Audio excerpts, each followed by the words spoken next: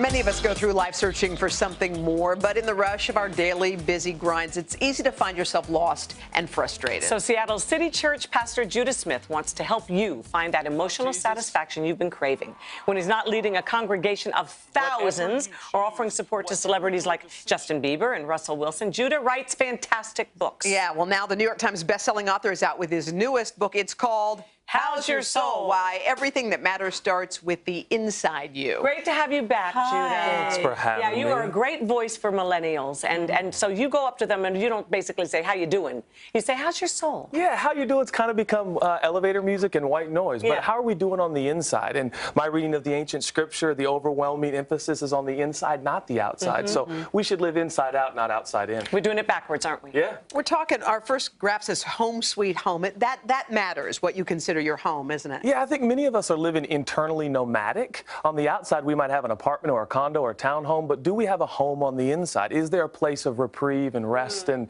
refreshment? And I believe with all my heart that home is in God, our Creator. And so we talk about that in the book and kind of what that means and what it looks like even in regards to prayer and talking to God. And if you have that foundation, you can move anywhere. Yeah. You got the foundation. All right, we're going to give people some takeaways, things that they can do day in and day out, and one of yours is rest. Yeah, it goes back to the original creation in the garden, and there we have 4 elements that provide for us the optimal environment for a healthy soul. And the first is rest. It speaks that the trees were beautiful to the sight and the food tasted good, or the fruit was excellent. And so I think it starts with enjoying creation, enjoying relationship, and getting that margin in life that we all need at the velocity at which we're living and traveling. Right, stop sprinting. Yeah, but you also say rest is important because God had a great plan for us to work. That's it's right. It's important for us to work, and then you rest from it. And yeah, having a job is not a bad thing. It's a good thing. It's a privilege and an honor. And the scripture says, whatever your hand finds to do, do it with all of your might. And you'll enjoy that, and your soul will be buoyant as a result. Right. Response. And you will eat the richest of fare.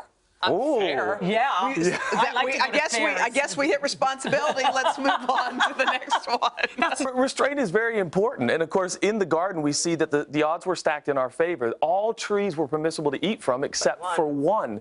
And there's a thing called a necessary no in life, isn't there? Are we saying no to even good things? You can't say yes to everything.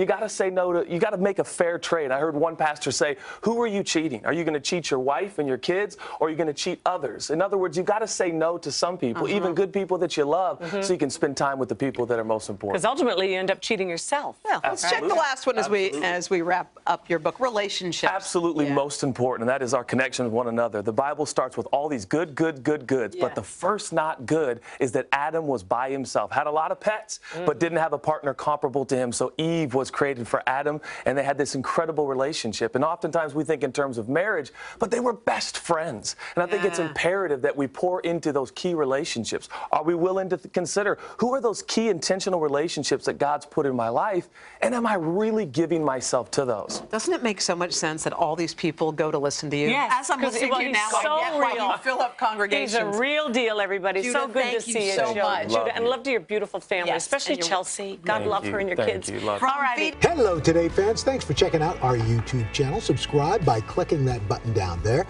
and click on any of the videos over here to watch the latest interviews, show highlights, and digital exclusives.